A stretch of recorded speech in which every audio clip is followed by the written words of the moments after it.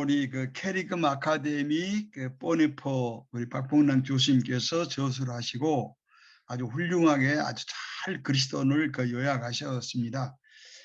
그래서 제가 그 책도 보았고 또 이제 부족한 점을 좀 보충하려고 보네포의 그리스도인을 좀 공부했고, 그다음에 보네포의 그리스도인이 그 상당히 그 간단하게 간략하게 되어 있습니다. 그래서 오늘 그 그리스도인이 우리 기독교 신앙의 핵심이고 중심이고, 우리가 그리스도를 통해서 하나님의 구원과 계시 역사를 늘 경험하고 또 다시 오실 주님을 우리가 기다리고 늘 기도하는데, 그리스도론을 조금 더 내가 보충해서 먼저 말씀을 드리고, 그 다음에 그 보네포의 그리스도론을 우리 박봉남 교수님께서 아주 선명하게 요약하신 내용과 또 내가 그 공부한 내용을 이렇게 보충해서 오늘 여러분에게 이렇게 말씀을 드리려고 생각합니다.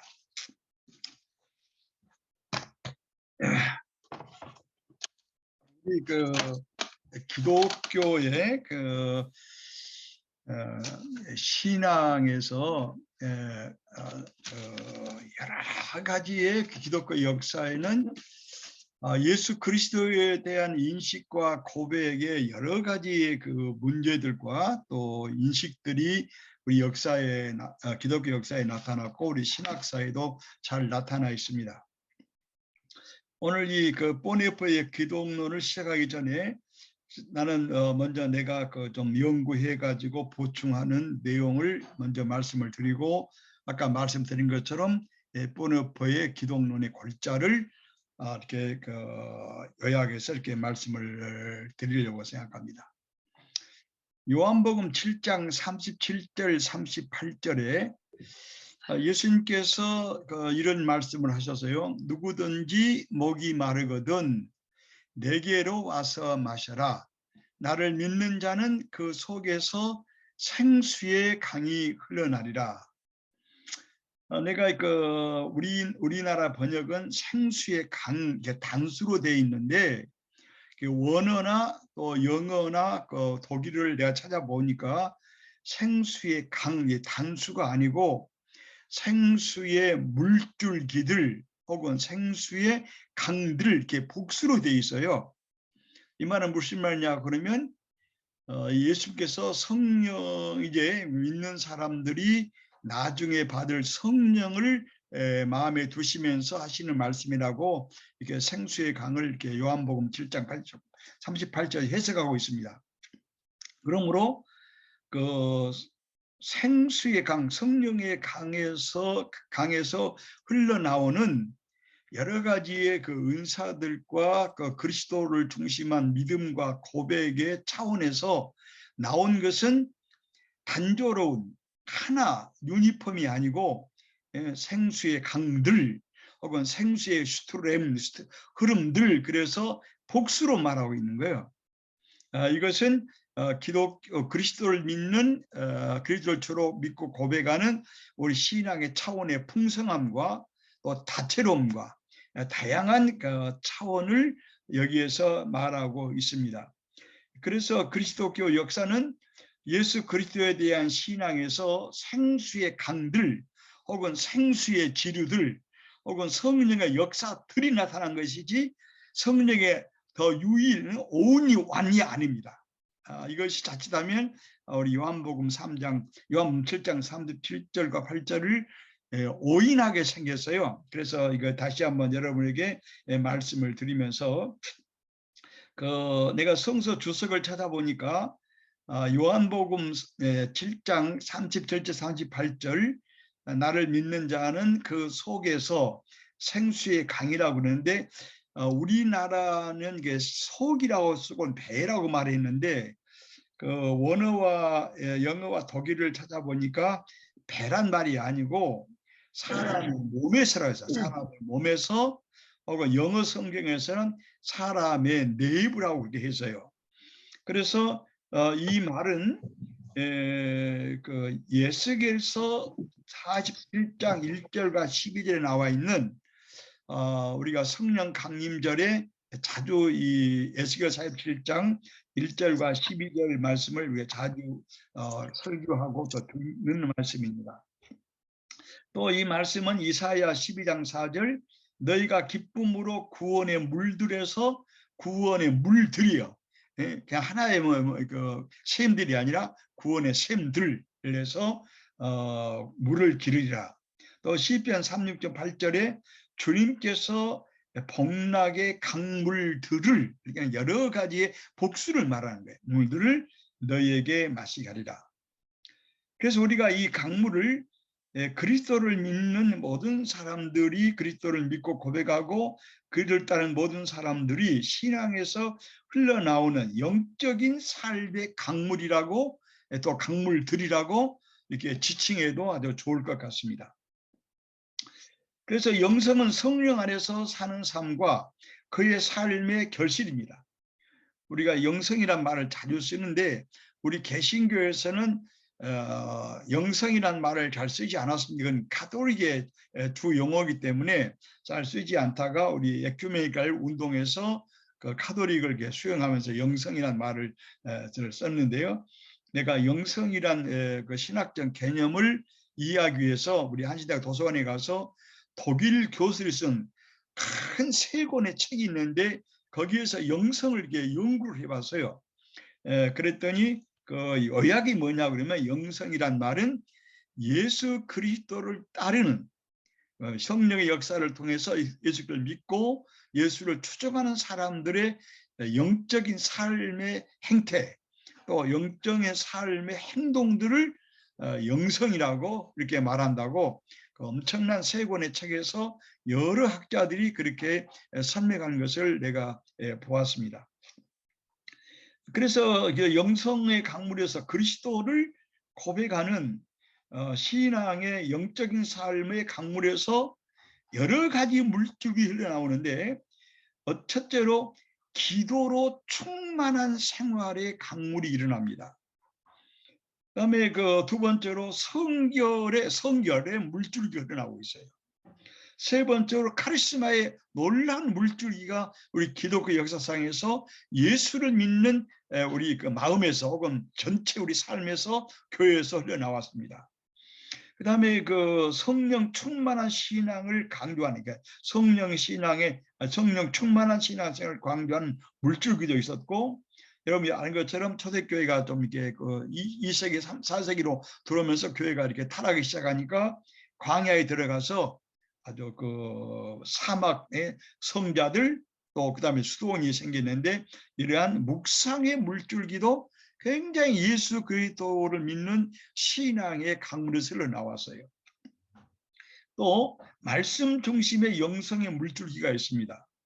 또 복음 선포를 위한 영성의 물줄기가 있어요. 또 사랑에 넘치는 봉사의 흐름의 물줄기가 있습니다. 현대에서는 이 사랑의 예수 그리스도를 믿기 예수가 누구냐 또 그리스도가 누구냐 하는 그리스도를 믿고 추정하는 사람이 삶에서 흘러나오는 영성의 물줄기 또 영성 삶의 그 물줄기 가운데서 현대에서 가장 중요한 사랑의 물줄기를 가장 잘 행한 사람이 인도에서 그 빈자들을 위해서 헌신하고 봉사하고 또 예수를 믿든지 안 믿든지 세계 약 3억에 해당하는 빈자들, 가난한 사람들, 또 길거리에 버린 사람들을 예수를 추종하기 때문에 예수를 믿기 때문에 그 사랑의 물줄기가 흘러나오는 일을 가장 잘한 분이 우리 잘 한 것처럼 이 테레사입니까? 인도에서 그 성녀로 부르고 노벨 평화상을 받았는데 그런데 이런 거대한 생수의 성령의 강줄기들이 어떨 때는 아주 어른들을 통해 나타나게 되고 어떤 때는 어린이를 통해서 또 여성들의 놀라운 신앙의 기도와 묵상과 헌신을 통해 나타나게 되고 어떨 때는 청년들을 통해서 놀랍게 나타나게 됐습니다. 내가 스위스 공부할 때 스위스 청년들은 교회를 잘 안 다녀요. 왜 안 다니냐고 물어봤더니 목사님들의 설교는 거의 신문에 난 얘기를 하기 때문에 그 신문이나 텔레비 보면 충분한 것이지 그 귀한 시간에 교회에 가서 목사님 설교를 들을 필요가 없다는 말을 자주 들었는데, 그분들이 일주일에 한 번씩 주일날 오후 4시에 추리에서, 바젤에서, 또 독일 튜빙겐에서, 또 함부르크에서, 전 유럽에서 젊은 청년들이 절대 목사를 교회 그 예배에 못 들어오게 합니다. 목사들이 들어오면은 오히려 그 신학적인 잘못, 성세석으로 인해서 성령의 강줄기, 그리스도를 순수하게 따르려고 하는 강줄기가 흐려지기 때문에 목사들이 없는 순전히 신자들, 청년들 중심으로 남녀 청년들 예배한 걸 제가 가봤는데, 굉장히 찬양을 많이 하시고, 이분들은 공무원으로서, 또로서는 경찰로서, 또로서는 군인으로서, 또 회사원으로서, 또 교사로서, 교수로서 평전들이 엄청나게 한 10여 년 동안 이렇게 그 유럽을 힘차게 성령의 물줄기, 강줄기로 적시는 것을 내가 보았습니다. 그래서 현실에서 이 영성인 전통들과 흐름들은 영적 생활과 신앙 생활의 여러 가지 차원들을 표현하고 있는데, 이 영적인 흐름들은 여러분 아시는 우리 성경의 오경들이 다 그렇습니다. 거기 나타나는 아브라함과 이삭과 야곱과 요셉과 모세와 여호수아, 이 사람들이 흐르는 영성의 물줄기 굉장히 놀랍지 않습니까? 그 다음에 우리가 그 엘리야와 엘리사부터 시작해서 사무엘, 그 다음에 그 다니엘, 이사야에 이르는 그 예언자들에게서 흘러나오는 놀라운 영성의 물줄기, 정의의 강물과 영성의 강물줄기가 예언서를 아주 흡신, 아주 완전히 적시고 있지 않습니까? 그리고 우리가 그 공관복음서와 요한복음서, 사도 바울의 서신들, 계시록 이르기까지 그 신약에서는 예수 그리스도가 누군가, 그리스도론을 중심으로 해가지고 이 놀라운 영성의 물줄기가 흘러나오는 것을 우리가 잘 알고 있습니다. 그래서 그 성경에는 이러한 생수의 강물들이 아주 도대히 흘러가고 있습니다. 이것이 우리가 그 예수님 말씀하시기를 너희들이 성경을 상고하거니와 이 성경은 나에 대해서 증거한다 말할 것처럼, 예수 그리스도를 믿는 믿음 때문에, 또 예수가 누구인가를 진심으로 알고 고백하고 신실히 추정하는 그런 삶들을 통해서 역사를 새롭게 하고 삶을 완전히 새롭게 바꾸고, 특별히 유럽에서는 역사의 의미를, 문화의 내용을 바꾸는 이 놀라운 역사 일이, 이 기적적인 일이 예수에 대한 인식과 믿음에서 나온 거예요. 그래서 이런 도대히 흘러가는 생수의 강물들을 우리는 성서의 많은 인물들과 또 성서의 주제들과 강줄기에서 찾아볼 수 있고, 오늘날 우리 교회들도 이 영성의 강줄기에 뿌리를 내리면서 활동하고, 그 영원한 강줄기에 대해서 우리가 지금도 매주 설교를 통해서 혹은 성례전을 통해서 새벽 기도를 통해서 또 사회적인 여러 가지 실천을 통해서 증언하고 우리가 드러내고 있습니다. 그런데 우리 기독교의 영성은 근원과 목적지가 없이 세상을 떠돌아다니는 그런 영성이 아니에요. 우리 기독교의 영성은 불교의 영성이 아니고 또 미국의 많은 그 문화인들이 하고 있는 그런 영성이 아닙니다. 기독교는 분명한 그 영성의 근원과 대상과 목표가 확실합니다. 정박지 없는 배는 대양에서 떠돌아다니고, 그러한 배를 타고 있는 사람들을 늘 바다에서 표류하게 합니다. 그러나 기독교의 영성은 정박지와 목표가 분명한 이 배에 비교할 수 있습니다. 그 배는 항구와 닷을 가지고 있어요. 그 배는 항구를 떠나서 목적지를 향해할 때 때로는 폭풍우와 거친 파도를 만나지만 잘 견디고 또 보호하심을 받고 이런 폭풍과 파도들이 자제할 때까지 잘 견디고 항해를 마치고 돌아와서 다시 항구에서 항구에 돛을 내리고 쉬면서 다시 필요한 기름을 채우고 필요한 생필품을 채우고 다시 항해하는 이 배가 바로 기독교의 영성이 싣고 있는 이 배에 비교할 수 있습니다. 항구에 닻을 내린 영성은 성경이 증언하는 예수 그리스도의 뿌리를 내리고 있는 거예요. 창조자 하나님과 예수 그리스도 성령의 뿌리를 내린 기독교의 영성의 뿌리와 영성의 내용과 목표는 우리가 히브리서에 있는 말씀처럼 믿음의 주요 온전케 하시는 예수 그리스도입니다. 우리가 깊이 몸을 담그고 마시고 우리에게 활기와 힘을 주고 새롭게 하고 능력 있게 하는 영성의 강물들은 기독교 역사에서 처음에 같이 시작했다가 서로 이렇게 분리된 적이 많이 있어요. 그렇게 되고 이 여러 영성의 강물들이 서로 다투고 갈등하고 서로 배관시하고 무시하고 한 것을 우리는 찾아볼 수 있습니다. 역사적인 교회의 신앙은 그렇기 때문에 이 영성의 강줄기들이 서로 분리하고 싸우고 갈등하면 역사적인 교회의 신앙은 때로 단조롭게 되고 메마르고 우미건조해지는 거예요.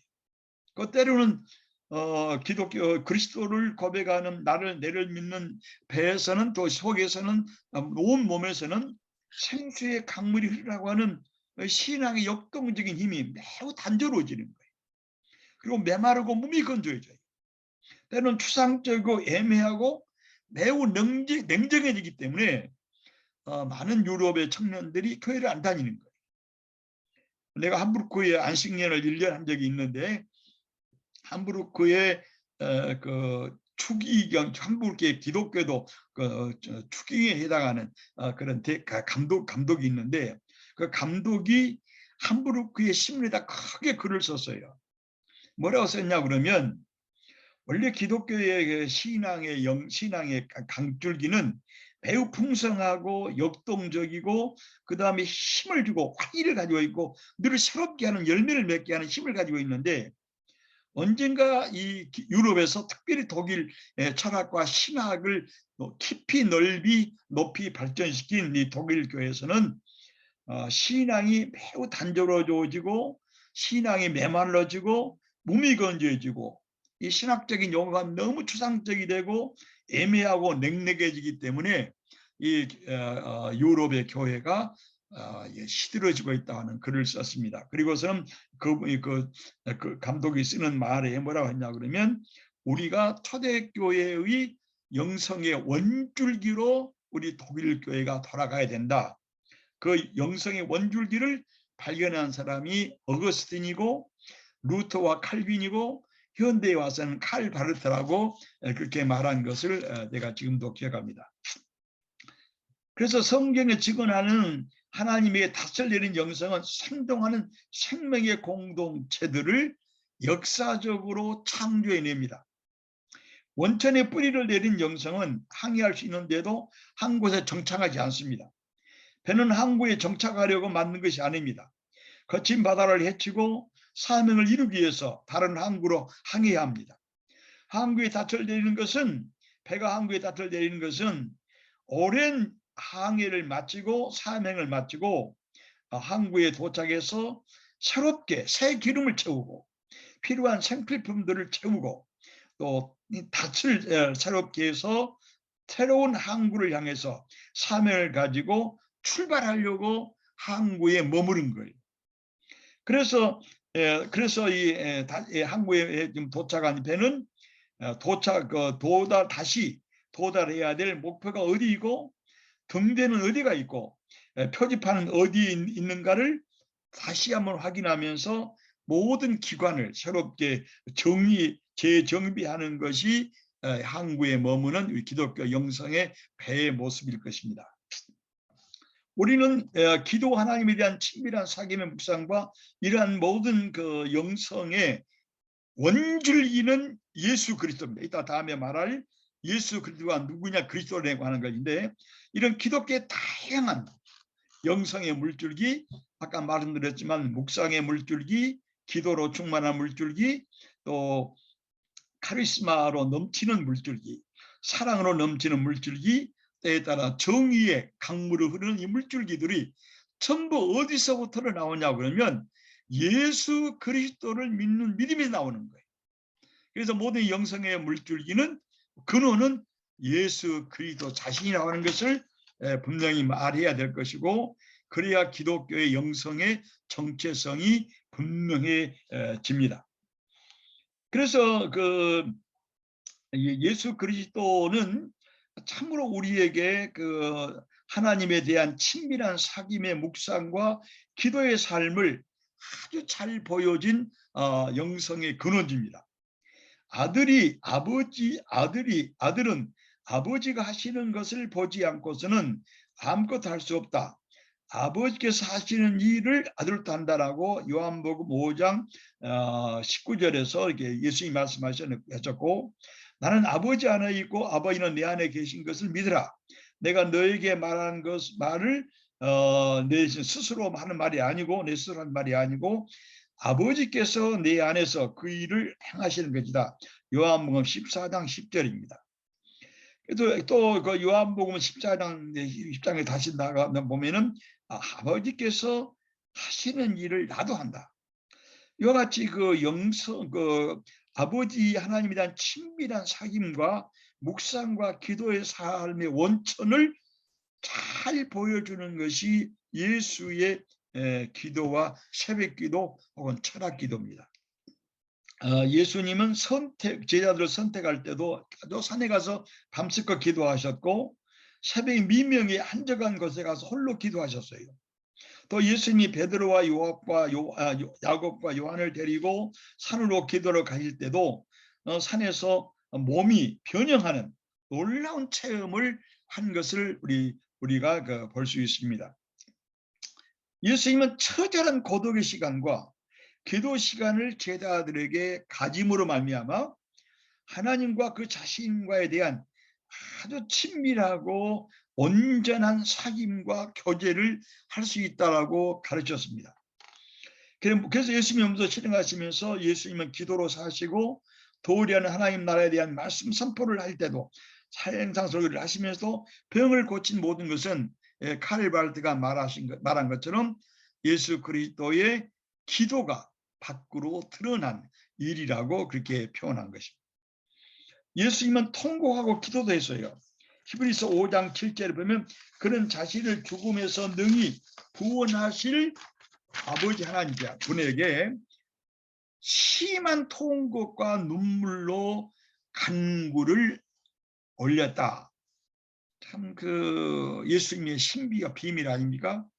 예수님 같은 분도 심한 통곡하고 아주 깊이 통곡하고 심히 통곡하고 때에 따라 가슴을 쳤을 것이고 눈물로 간구를 올리면서 예수님의 경건, 이 믿음, 하나님의 사귐을 듣고 하나님이 그를 구원했다고 히브리서 5장 8절에 쓰고 있는데, 이처럼 예수님은 묵상과 기도의 영성, 전통을 완전히 우리에게 아주 최고도로 보여주었다는 점에서 예수님은 묵상과 기도의 영성의 물줄기, 원줄기라고 우리가 봅니다.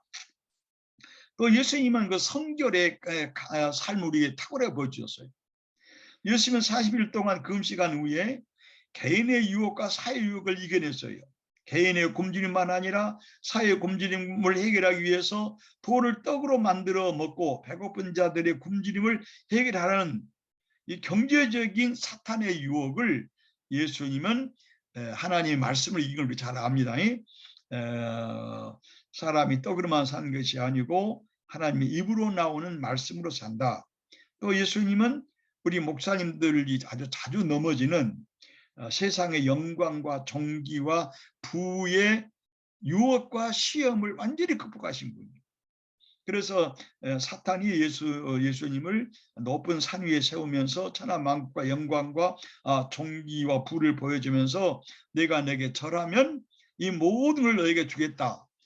그래서 하나님 외에는 다른 걸 섬기지 말라.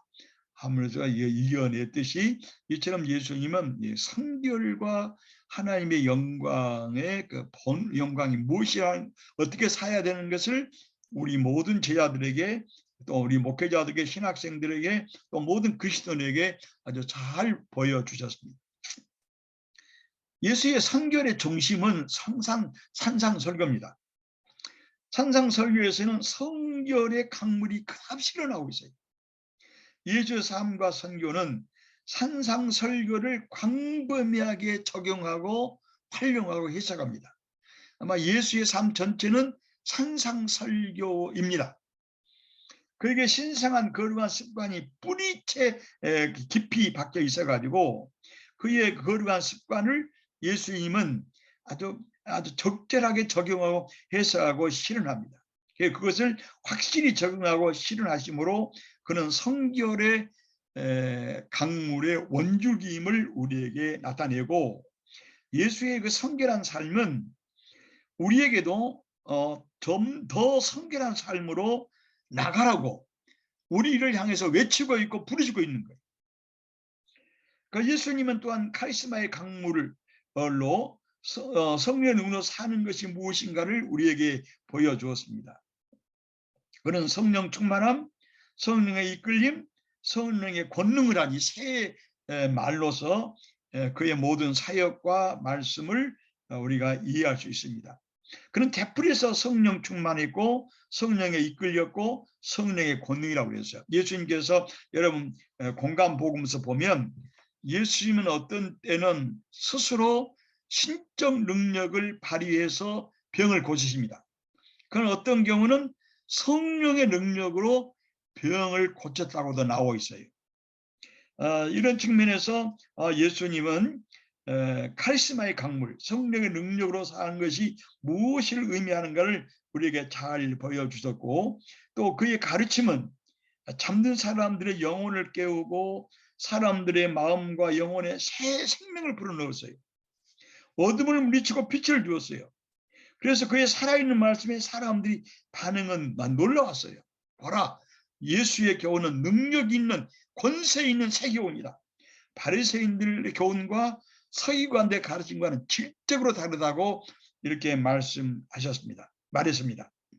그래서 하나님만이 하실 수 있는 역사를 예수는 행하신 것인데, 그의 사역에서 기적의 역사는 우리가 뺄 수 없습니다. 기적으로 고기를 잡기도 하시고 오병이어 기적을 일으키기도 하시고 자연을 순종시키고 폭풍을 잠잠케 하시고 귀신을 쫓아내시고 지옥의 권세를 물리치는 예수의 카리스마는, 우리 지금 많은 카리스마 운동이 세계에 많이 있고, 그래서 이 카리스마에서 뺄 수 없는 것이 기적적인 역사입니다. 그래서 예수님도 기적으로 고기를 잡게 하시고 오병이어의 기적과 자연을 순종하게 하고 폭풍우를 잠재우고 귀신을 쫓아내고, 그래서 예수님이 계신 곳에, 예수의 카리스마가 이미 같이 하는 곳에 지옥의 권세가 인간을 파괴하고 인간의 생명을 죽이고 어둠의 권세가 놀라웠던 이 지옥의 권세가 완전히 물러가고 깨진 것을 우리가 볼 수 있습니다. 이런 측면에서 우리는 예수가 누군가, 내가 믿는 예수는 어떤 인간을 아주 우리 예수의 카리스마에서 우리가 볼 수 있습니다. 그 다음에 예수님에게는 정의와 평화의 영성의 강물이 흐릅니다. 예수님의 정의와 사회적인 정의의 강물에서 가장 잘 말한 것이 누가복음 4장 18절입니다. 그의 사역 초기에 나사렛 회당에서 예수님이 다음과 같이 선언하십니다. 주의 성령이 내게 임하였으니 이것은 가난한 자에게 복음을 전하게 하려고 내게 기름을 부으시고 나를 보내사 포로된 자들에게 자유를, 눌린 자들에게 또 해방을, 눈먼 자에게 보기함을 전파하여 주의 은혜의 해를, 주의 희년을 전파하게 하려 함이라. 누가복음 4장 18절 19절인데요. 이 누가복음 4장 18절 이하는 예수님의 선교 시작에 예수 선교 전체를 나타내는 마그나 카르타라고 이렇게 바엘 대학 총장이었던 우리 로허만 박사가 기독론을 강의하면서 했던 말이 기억합니다.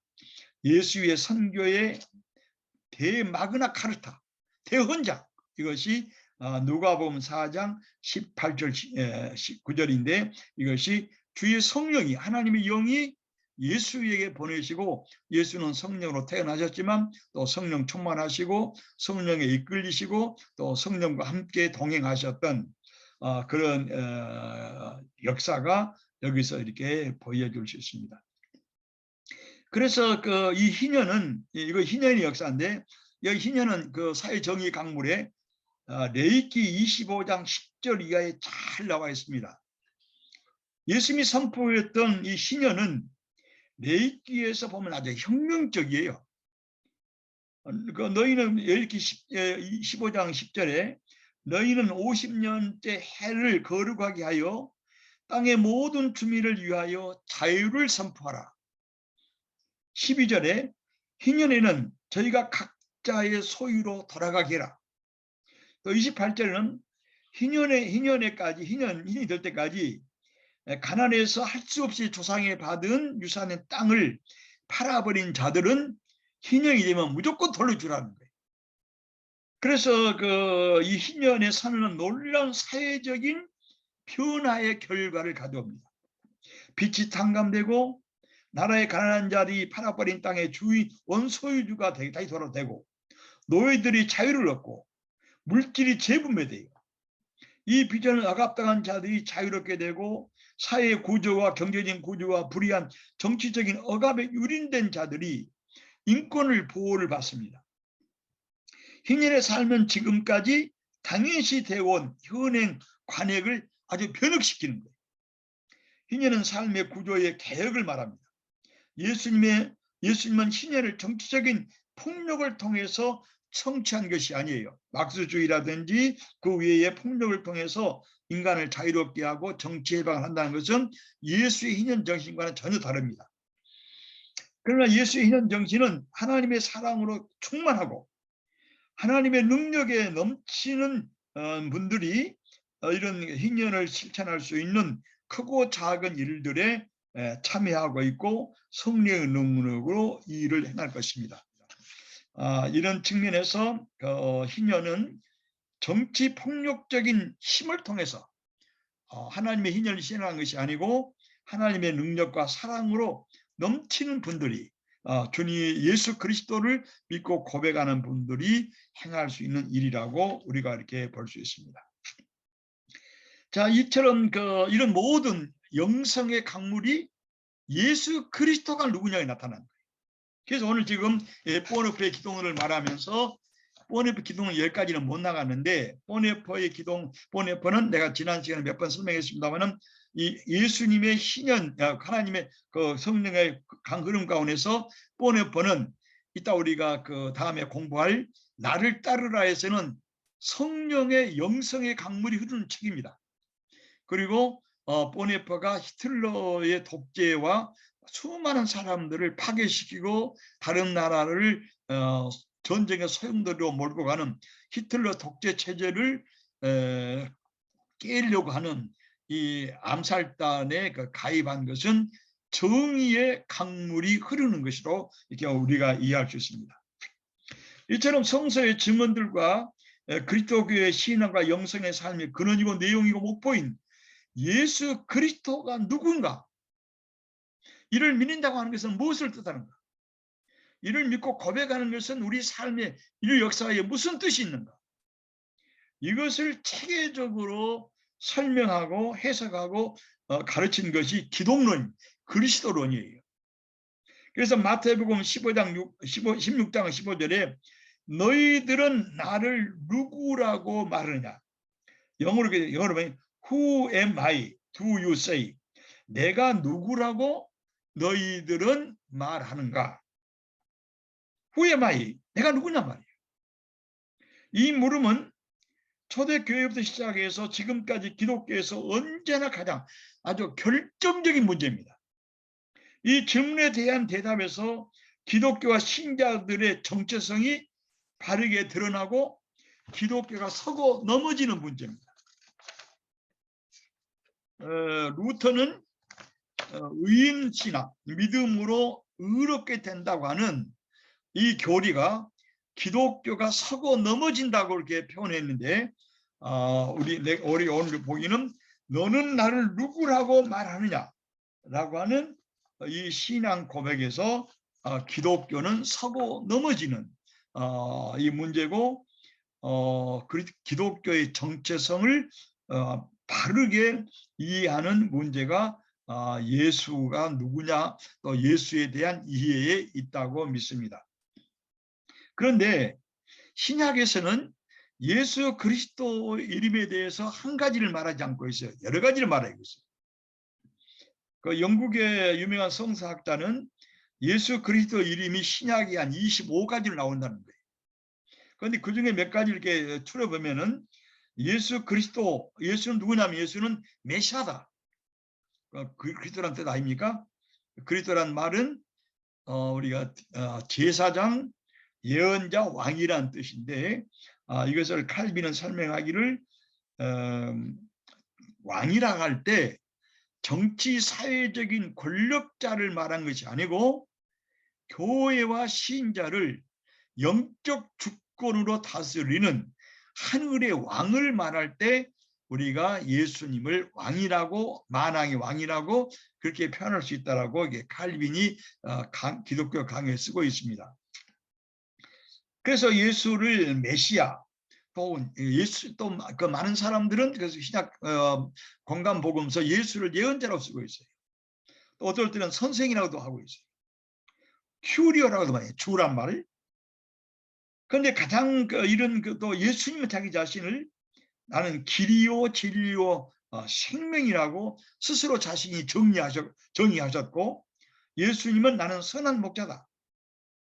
양들을 위해서 자기 생명을 바치고 양들에게 구원과 빛과 영광을 주는 선한 목자라고 그렇게 예수님 스스로 자신을 정리하시게 됐습니다.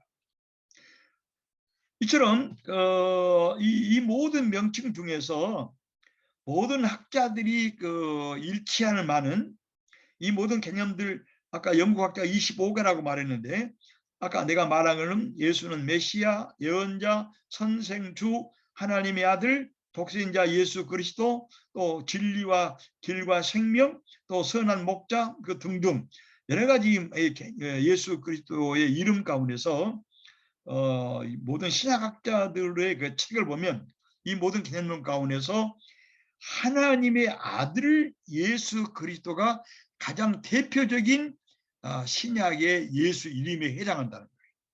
다시요. 여러 이름들 중에서 아주 가장 중요한 개념은 하나님의 아들이신 예수 그리스도, 이 하나님 아들 예수 그리스도가 신약에서 가장 중요한 아주 중심적인 예수의 이름에 해당한다라고 이렇게 보고 있습니다. 사도 바울은 그의 서신 전부를 요약하여 하나님의 아들에 대한, 예수님에 대해 말하기를 하나님 아들에 대한 하나님의 복음이라고, 아들에 대한 아들에 대한 하나님의 복음이다 라고 정의해요. 로마서 1장 3절, 또 9절, 고린도후서 1장 19절, 갈라디아서 1장 16절에 이렇게 바울은 복음이라는 것은 하나님 아들에 대한, 예수에 대한 하나님의 복음이라고 그렇게 요약했습니다. 예수 그리스도는 하나님 아들이라는 믿음의 고백에 예수의 전권 주장을 우리는 여기서 결부해야 됩니다. 지난번 내가 예수의 전권 주장에 대해서 말씀을 드렸습니다. 예수의 전권 주장이 예수를 하나님의 아들이다, 혹은 하나님의 독생자다, 혹은 큐리오다, 혹은 메시아다, 우리 구세주라고 이렇게 표현합니다. 이 전권 주장. 그래서 이것이 의미는 구약의 창조자 하나님은 나사렛 예수 안에서 첫 번째이자 마지막으로 유독하게, 아주 유일하게 혼동이나 대체할 수 없게 아주 궁극적으로 누구도 추월하거나 능가할 수 없이 예수 그리스도에게서 그 자신을 나타냈다 하는 것을 표현한 것이 예수는 하나님의 아들이다 그 뜻입니다. 내가 지난번에 한번 설명을 했는데 요한복음에서는 예수님을 하나님의 독생자라고 이렇게 표현하는데 이 독생자란 말은 하나님과의 본질의 일치, 능력의 일치, 영광의 일치, 뜻의 일치를 표현한다고 내가 설명을 했습니다. 이 로허만 교수가 기독론 강의 때 이렇게 설명을 하셨고 그 책에다 이렇게 서술을 했습니다. 그래서 이 말은 무슨 말이냐면 창조자 하나님은 나사렛 예수 안에서 아주 첫 번째이자 마지막으로 유독하게 어떤 다른 것의 혼동이나 누구도 대체할 수 없게 아주 결정적으로 궁극적으로 완전히 그 자신을 예수에게서 계시했다, 나타냈다 하는 것을 말합니다. 동시에 예수 그리스도는 그의 탄생과 삶과 가르침과 설교와 십자가의 죽음과 부활을 통하여 하나님 아버지를 유일무이하게 완전히 아주 궁극적으로 아주 절대적으로 계시했다는 것과 그는 하나님의 구원의 역사를 그 십자가의 죽음과 부활을 통해서 완성했다고 하는 것을 표현합니다. 그래서 전 인류를 죄와 사망에서 구원하고 하나님과 화해하고 의롭게 하고 영광의 영원한 생명을 얻는 길은 예수 그리스도에 대한 믿음을 떠나서 존재할 수 없다. 이것이 예수는 하나님의 아들이란 뜻입니다. 이것은 예수님이 구세주란 뜻이에요. 그래서 예수는 나를 떠나서는 하나님에게 가는 길은 없다라고 아주 완전히 못을 박아버렸어요. 나는 길이요 진리요 생명이라고 예수님이 말씀하신 것도 하나님께 가는 길, 다른 길이 절대 없다는 제2, 제3 길이 없어요. 이 측면에서 절대로 종교 다원주의는 기독론에서 우리 기독교 예수 그리스도를 믿고 하나님 아들을 믿고 고백하는 우리 기독교 신앙에서는 받아들일 수 없습니다. 그래서 그 사도행전에서 말하지 않습니까? 우리에게 구원을 주시는 다른 이름은 없다 예수밖에. 이것이 예수는 하나님의 아들이요 예수는 구원자이고 예수 안에서 하나님께서 아주 절대적으로 유일하게 대체할 수 없이 그 자신을 나타냈고 예수의 말과 예수의 행동은 바로 하나님의 말과 하나님의 행동과 일치한다고 하는 것을 표현한 말입니다. 그래서 아까 말한 것처럼 우리에게 제2의 길, 제3의 길로서 하나님께 나아가는 길도 구원 얻는 길도 구속받는 길도 없습니다. 하나님 아버지께서 예수의 이러한 삶과 말씀과 십자가의 죽음이 옳다고 인정했으니 하나님은 예수를 죽음에서 일으켜서 살아있는 자와 죽은 자의 주님, 생명의 주님으로 삼았다는 사도행전의 캐리그마가 여기서 탄생됐습니다. 예수는 그리스도라는 것이 캐리그마입니다. 우리 지금 캐리그마 아카데미를 하고 있는데 바로 우리는 예수는 하나님의 유일한 독생자라고 하는 것을 믿고 고백하는 것이 이 캐리그마입니다. 그래서 이 하나님 이런 의미에서 예수의 부활은 부활 이전 예수 부활 이전에 예수님께서 주장하고 가르치고 선포하고 선한 모든 것의 주장을 확인한 것이고 그걸 실현한 것이고 완성한 것이에요. 십자가의 죽음이 하나님의 뜻이라면 십자가의 예수의 죽음은 우연이나 어떤 사고나 불행한 돌발 사건이 아니에요. 그것은 하나님의 뜻이고 하나님 원하시는 것이었어요. 로마서 4장 25절에 그는 우리의 범행들 때문에 죽음에 넘겨졌고 우리가 하나님의 의를 얻기 위해서 그는 부활했다고 기록하고 있습니다. 로마서 8장 22절에 하나님은 우리의 모든 죄를 위해서 그분을 죽음에 넘겨주었다. 그러므로 예수의 죽음 밖에서 볼 때, 우리 예수를 죽음 밖에서 볼 때는 예수를 죽인 사람들에게 볼 때는 겉으로 볼 때는 그 사람들이 로마의 군인들이 바리새인들과 서기관들과 유대인들이 한 것 같지만 그 신학적인 의미에서는 하나님이 그리스도의 죽음을 통해서 모든 인간을 구원하시고 영원한 생명을 주시려고 하는 하나님의 뜻의 실행이에요. 이것이 예수 십자가 죽음에 대한 성서적이고 신학적인 해석입니다. 이것이 이사야 53장 단하고는 하나님의 고난받은 종의 해석입니다. 예수님은 하나님의 유일한 아들로서 철저히 하나님 뜻에 순종하여 하나님 뜻을 이루은 것이죠. 우리가 하나님을 만나는 유일한 곳은 바로 십자가에 죽으시고 부활하신 예수 그리스도에 대한 믿음입니다.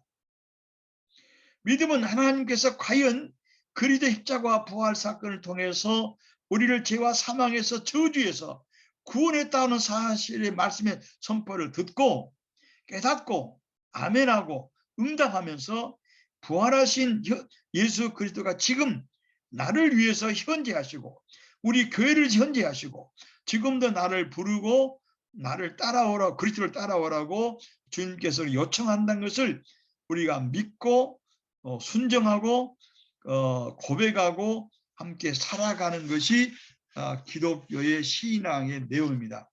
칼 바르트는 믿음을 세 가지로 이렇게 정의를 했어요. 뭐라고 했냐 그러면 믿음은 신뢰다. 또 믿음은 인식이다. 믿음은 고백이다. 믿음은 뭘 신뢰하는 거예요? 앞에서 말씀드린 것처럼 하나님께서 예수 그리스도의 십자가 부활 사건을 통해서 모든 인류를, 나 자신을 죄와 사망에서 저주의 죽음에서 구원했고 나를 영원한 생명으로 인도했다고 주셨다고 하는 것을 그걸 믿고 신뢰하는 것이 기독교적인 하나님에 대한 믿음, 그리스도에 대한 믿음, 성령에 대한 믿음입니다. 그걸 또 이렇게 알아야 돼요. 기독교 신앙은 맹목적이 아니에요. 이런 내가 믿든 안 믿든 하나님은 우리 밖에서, 역사 밖에서 그리스도를 통해서 그런 역사를 구약의 약속의 역사를, 구원의 역사를 성취하신 것이죠. 이걸 알아야 돼요. 그렇기 때문에 성경 공부, 신학 공부가 매우 중요한 것이죠. 그 다음 이걸 인식하고 믿고 인식하고 그 다음에 고백하는 거예요. 이 고백이라고 하는 것은 여러분 신학사에서 배웠겠지만 법정 용어입니다. 고백이라는 것은 내가 공적으로 재판장 앞에 가서 내 자신이 이러이러한 사람이라는 것을 선언하는 것을 고백이라고 해요. 컨페스라고 하는 거예요. 그래서 이런 빈 방에서 홀로 골방에서 기도할 수도 있고 굴 속에 들어가서 숨을 수도 있지만 우리의 믿음은 공적인 거예요. 공적인 교회듯이, 보편적 교회듯이, 예를 들어서 믿음은 신뢰요, 믿음은 인식이요, 믿음은 고백이라고 말한 것이 참 옳다고 생각합니다. 성서는 이 사실에서 예수 그리스도를 하나님 아들일 뿐만 아니라 바로 하나님 자신이라고 부르는 거예요.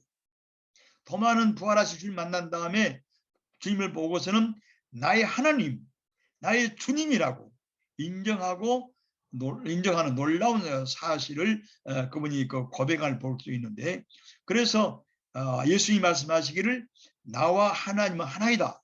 나를 본 자는 아버지를 보았다. 나는 내 뜻을 행하려고 온 것이 아니고 아버지 뜻을 행하려고 만유를 구원해 왔다고 하는 예수님의 말씀이 여기서 확증되는 거예요. 예수 그리스도는 하나님의 은혜의 심판을 가져왔을 뿐만 아니라 예수님 자신이 하나님의 은혜이요, 하나님의 말씀이요, 하나님의 심판이에요. 아주 이게 결정적인 예수의 정권 주장입니다. 이 정권 주장을 하나님이 부활을 통해서 확정 대범 판결했다고 내가 지난 시간에 여러분에게 말씀드린 바가 있습니다. 그래서 마가복음 8장 38절에 나와 나의 말을 부끄럽게 여기는 사람은 인자도 그의 아버지 영광 중에 올 때 그를 부끄럽게 하리라. 그래서 나를 믿지 않은 자는 이미 심판에 이르렀다고 요한복음은 기록하고 있습니다. 그러므로 이 예수님은 하나님을 대리할 뿐만 아니라 하나님 자신이고 하나님의 은혜를 우리에게 줄 뿐만 아니라 은혜 자신 자체이며, 예수는 하나님의 심판을 하나님들 가까웠다고 심판을 회개할 뿐만 아니라 예수 자신이 심판 자체예요. 이런 점에서 예수님이 나와 하나님 하나라고 하는 이 말이 여기서 확증됩니다. 그래서 이 말은 하나님의 모든 구원의 계획과 인간의 운명과 구원은 예수 그리스도를 통해서 결정되고 확정됐다는 뜻이에요. 이것을 보네포도 기독론에 자세히 쓰고 있습니다. 요한복음은 성부와 성자의 본질적 일치를 철두철미 그렇기 때문에 증언하고 있습니다. 그래서 요한복음은 공관복음서와 달리 예수가 누구이고 그가 무슨 일을 했고 그가 지상에서 행동하고 죽고 부활하신 것 전체를 선제적인 세상 창세 이전의 선제적인 천상의 그리스도에서 시작하고 있습니다. 예수의 제자들은 부활한 이후에 비로소 성령의 조명을 통해서 예수가 내세운 모든 주장과 가르침과 십자가와 죽음의 본질적인 의미를 깨닫고 예수가 누구인가를 비로소 아주 확실히 알게 됩니다. 그래서 예수가 처음부터 누구였고 누가 한 사역을 누구였고 그가 한 사역을 궁극적으로 실현한 것을 제자들이 깨닫고 한 것은 부활한 이후에 성령 강림절의 빛을 통해서였습니다. 이런 측면에서 히브리서 1장 3절에도 같은 의미의 말입니다. 예수 그리스도는 하나님의 영광의 광채이고 그의 본체의 형상이다. 예수는 그의 능력으로 만물을 붙드시고 죄를 정결케 하는 일을 마치시고 하나님의 우편에 앉아 계신다. 우리가 그 사도신경에도 하나님 우편에 예수님이 앉아 계신다고 말을 했고 스데반도 그 순교 당하면서 성령의 눈을 열려 보니까 예수님께서 하나님 오른편에 앉아 계신다고 이렇게 증언하고 있어요. 우리가 자칫하면 하나님 우편에 앉아 계신다 이 말을 이 사도신경과 또 스데반의 이 말을 예수님은 그냥 앉아서 아무것도 안 하시는가라는 생각이 아니라 하나님의 우편에 앉았다는 말은 하나님의 주권과 재판석에 앉았다는 뜻입니다. 하나님은 하나님 우편에서 그 능력으로 만물을 붙드시고 만물을 자유케 하고 만물을 새롭게 하는 동시에 죄를 심판하고 죄인에게 구원의 길을 주시는 심판자로서 구원자로서 역동적인 역사 행동을 하는 것을 표현할 때 하나님의 우편에 앉았다 이렇게 말하는 거예요. 우리가 이제 이 설명을 좀 목회자들이 목사님들이 사도 신조를 우리가 교회에서 공동으로 고백할 때 이걸 좀 해석을 할 필요가 있어요. 그 다음에 우리나라의 사도 신경에는 안 나와 있지만 원어에는 예수님이 죽고 지옥에 갔다는 말이 있어요. 우리 사도 신경을 번역하니까 빼버렸습니다. 우리가 한국 그 목회자들과 신학자들이 이걸 이해하기 어려우니까 뺐는데 요즘 새로운 지옥을 가였다고 하는 말을 새롭게 해석한 몰트마이라는 분이 이렇게 해석을 했어요. 베드로전서에 예수님께서 죽으시고 그다음에 묻히시고 지하로 지옥으로 내려갔다는 하데스로 내려갔다는 말이 있어요. 그것을 여러분 누가복음이나 마태복음이나 또 그 마가복음에 하나님은 죽은 자의 하나님이 아니고 산 자의 하나님이다. 또 하나님에게는 모든 사람이 살아있다라고 이렇게 표현하고 있는데 우리가 그 예수님께서 그 비유에서 쓴 것처럼 아브라함과 누구면 나사로의 비유에 쓴 것처럼 죽은 나사로나 부자도 다 하데스에서 죽은 하데스에서 이렇게 살아서 고생하듯이 이렇게 그 죽은 자는 우리가 보기에는 죽은 것이지만 신약에서는 잠을 자고 있다 그러는 잠을 자고 있다. 그래서 모든 사람은 죽은 것이 우리가 보기에는 죽어 있지만 하나님 보시기에는 살아있다는 것인데 여기에서 이제 지옥이란 말은 하나님과 분리 가운데서 하나님의 저주 아래 있다는 뜻이에요. 그래서 이게 몰트만 해석을 하기를 지옥을 내렸다는 말은 하나님과 분리 가운데 있는 하나님의 저주 아래에 있는 그 사람들 예수님을 모르고 복음을 모르고 또 뭐 이거 양심에 어긋나시게 산 율법이 있으나 율법이 없든지 율법이 없는 자는 율법이 없는 자로서 양심을 어긴 사람들 전체가 하나님 없이 그 고난과 저주 속에 있는 이 사람들을 이들에게 복음을 전하기 위해서 예수님이 그 지하에 지옥에 내려갔다라고 이렇게 표현하고 있는데요. 이것이 그 몰트만의 새로운 생명의 해석이라는 책이 아주 굉장히 잘 해석되어 있습니다. 한번 여러분들 우리 목회자에 한번 이걸 읽으면 좋을 것 같아요. 그런 면에서 궁극적으로 예수가 처음부터 누구였고 또 그분이 산자와 죽은 자의 하나님 예수를 부활시켜서 산자와 죽은 자의 주로 만들었다는 말은 하나님 예수에게는 하나님에는 모든 사람이 다 살아있는 자라고 하는 것을 여기서 이렇게 표현할 수 있습니다.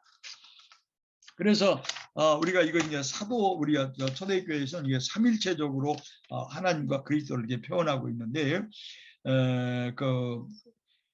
고린도전서 디도서 2장 3절에 우리는 위대하신 하나님과 우리 구주 예수 그리스도의 영광의 복된 희망과 그의 나타나심을 기다리고 있다고 쓰고 있고, 고린도전서 12장 때 우리가 촉도에 늘 쓰는 말인데요.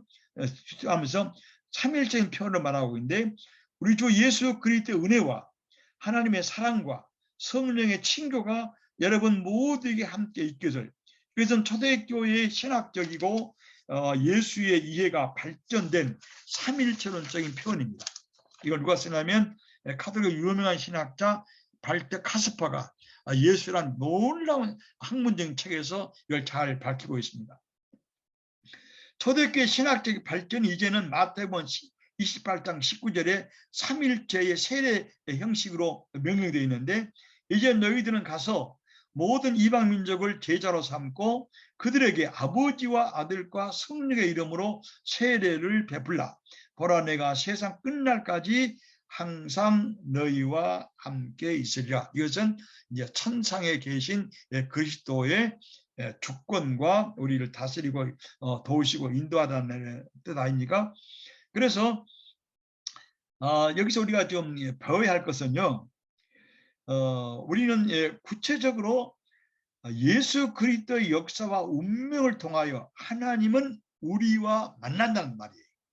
또 그리고 도우시고 구원한 뜻이고, 이거 기독교 신학의 진리 내용을 표현한 말인데, 여러분 이거 좀 우리가 이해할 필요가 있어요. 기독교 신앙은 말씀의 선포를 통해서 성령의 조명을 받아 구주 예수 그리스도를 통해서 하나님 아버지에게 이루고, 다시 말해요, 우리는 말씀의 선포를 통해서 이 말씀의 선포가 성령의 조명을 받으면 예수 그리스도를 우리 주님으로 알게 됩니다.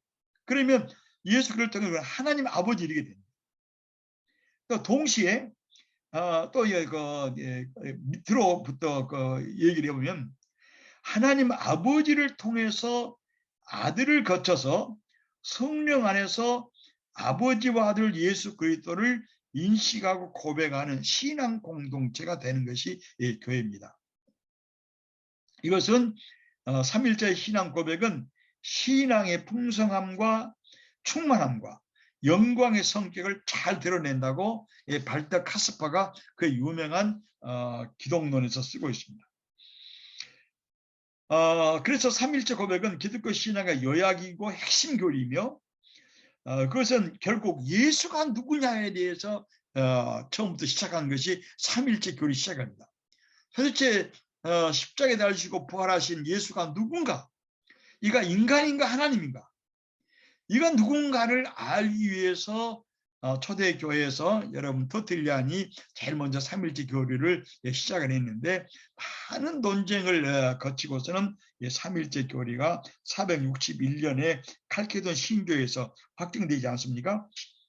그래서 이런 삼일체론의 신학 성령의 역사를 통해서 구주주 예수 그리스도를 알게 되고, 말씀 증거를 통해서 그분은 예수를 통해서 예수를 보내신 하나님 아버지이고, 동시에 하나님 아버지를 통해서 아들을 거쳐서 성령 안에서 우리는 하나님과 예수 그리스도와 삼위일체 하나님을 인식하고 고백하는 이 아주 역동적이고 영광적 풍성한 기독교 신앙의 진리를 여기서 확정할 수 있습니다. 루터는 이걸 이렇게 말했어요. 나는 나의 이성이나 나의 힘에 의해서 내 주 예수 그리스도를 믿거나 그에게 갈 수 없다. 나는 오직 성령의 복음을 통해서 성령의 복음을 통해서 성령이 복음을 통해서 나를 부르고 성령께서 복음의 선포를 통해서 나를 하나님과 예수에게로 부르시고 성령의 빛과 선물로서 나를 비춰주시고 바른 신앙 안에서 나를 거룩하게 보호하고 인도해 주었다. 그렇기 때문에 나는 예수를 그리스도로 믿는다고 이렇게 루터가 설명을 했습니다. 이것을 이제 나는 이제 칼빈을 좀 몇 마디 얘기하고 우리 보네포를 말하려고 하는데요. 우리 개신교 개혁 장로교의 아주 조부라고 할까요? 가장 위대한 신학자인 칼빈이 이렇게 표현합니다. 예수 그리스도를 참으로 인식한다고 안다고 하는 것은 무엇을 표현한가? 예수를 믿는다고 하는 무엇인가를 칼빈이 기독론이라고 하는 기독강의 2권에 쓰고 있습니다. 그건 뭐냐면 예수 그리스도는 나 같은 죄인을 위해서 또 모든 죄인들을 위해서 또 그들을 대신해서 그들을 저주의 죽음에서부터 구원하고 그들을 압박한 죄의 힘에서 우리를 구원하기 위해서 예수께서 십자가에 달리시고 부활했다고 하는 것을 믿는 것이 기독교 신앙이요 예수 그리스도에 대한 신앙이라고 그렇게 표현합니다. 그래서 예수가 흘린 피는 우리 죄와 부패를 씻어버리는 목욕통이다. 그렇게 말합니다. 그래서 우리가 예수의 죽음이 우리 주는 효과는 뭐냐 그러면 예수의 죽음은 십자가의 죽음은 우리의 옛사람을 죽여서 옛사람의 기능을 발휘하지 못하게 하는 것이고 또 예수가 십자가에서 죽고 매장됐다고 하는 무덤에 묻혔다는 말은 무슨 말이냐 그러면 우리가 죄에 대해서 매장당한다고 하는 것을 표현한다고 칼빈은 표현합니다. 그래서 칼빈은 말하기를 사도신경의 중심에는 그리스도가 있다. 우리가 구원을 구한다면 예수의 이름 자체가 구원이다.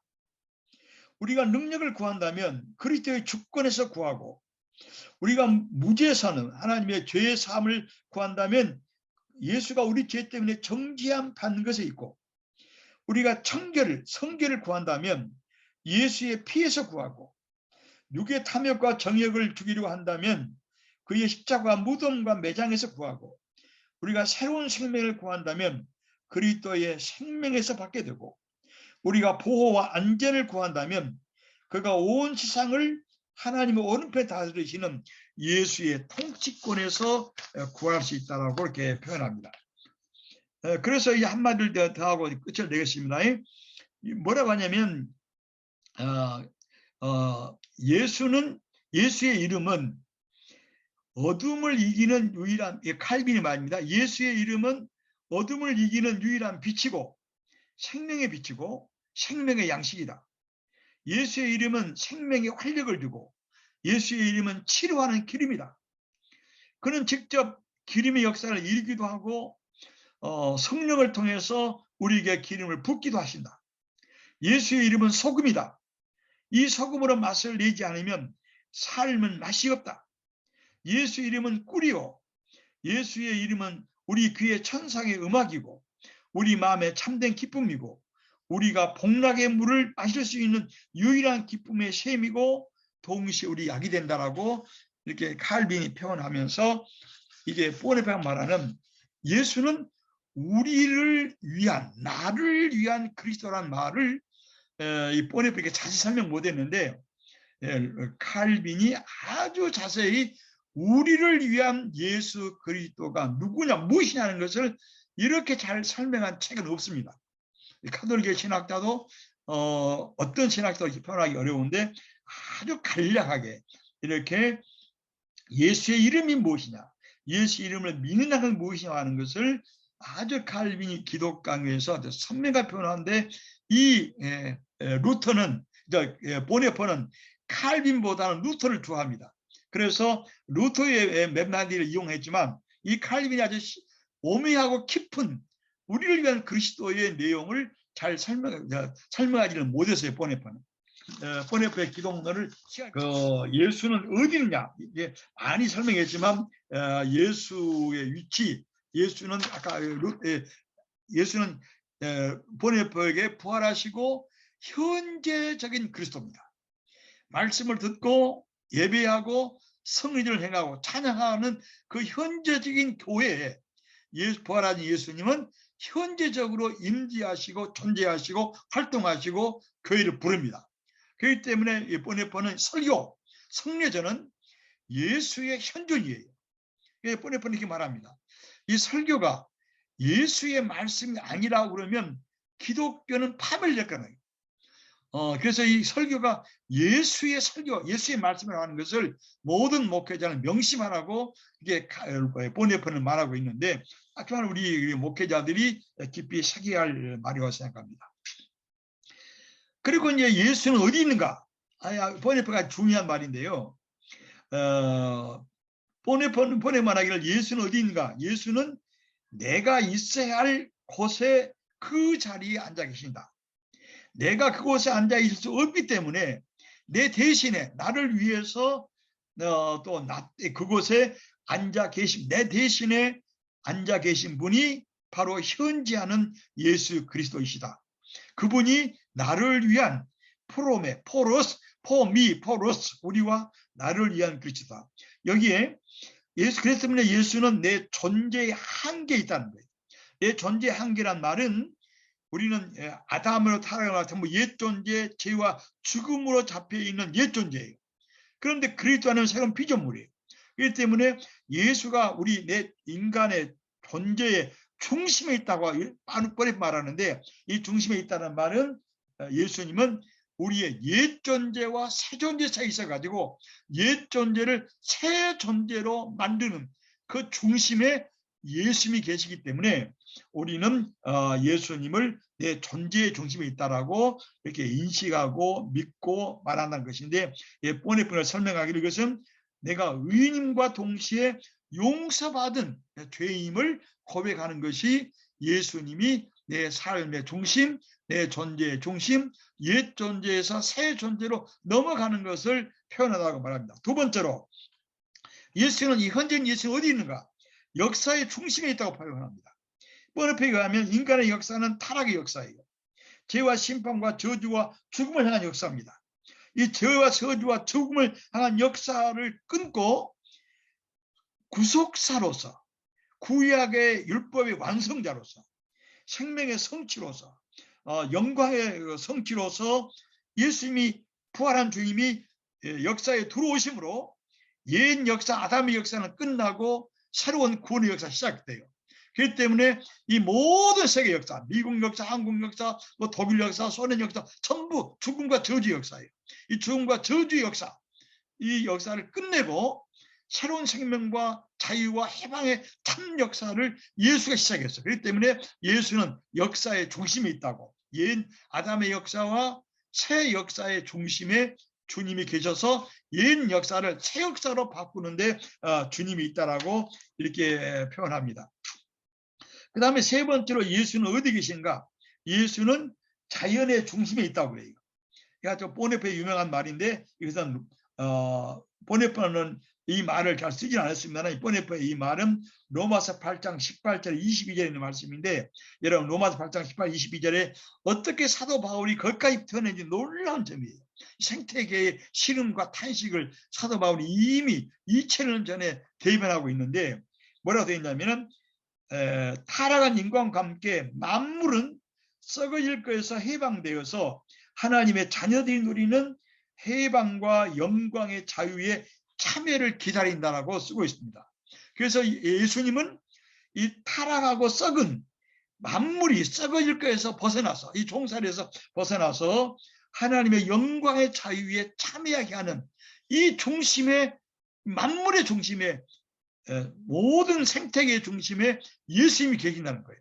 이것은 오늘날 생태계의 회복과 생태계의 성취에도 매우 중요한 걸 가지고 있습니다. 그런 측면에서 이 모든 피조물, 산천, 초목과 동물 포함해가지고 분들이 해방과 영광과 자유의 역사에 참여하는 것은 메시아 역사예요.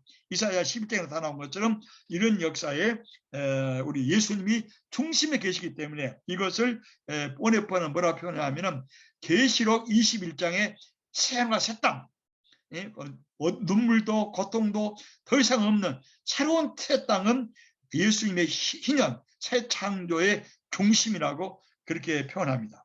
그 다음에 이제 보네포는 예수 그리스도를 다룰 때 예수 그리스도의 초대교회 논쟁을 다룹니다. 이 논쟁사는 여러분 아는 것처럼 에비원 그리스도론도 있고 로고스 그리스도론도 있고 얘들아 종속론 뭐 여러 가지 그론을 다 다루면서 이거 궁극적으로 뭐를 말하려고 하느냐, 예수 그리스도 안에서는 하나님의 신성과 인성이 나누지 아니하고 혼동되지 아니하고 신성도 변하지 아니하고 인성도 변하지 않으면서 아주 상호 교통하면서 예수의 인격의 통일성, 유니티를 말한다라고 이렇게 칼끝된 신교를 보네포가 설명합니다. 이 보네포는 여기에 확고하게 서 있습니다. 이런 측면에서 보네포의 이 기독론이 칼케돈 기독론에 아주 깊이 뿌리를 내리고 있다라고 이렇게 설명을 하고 있습니다.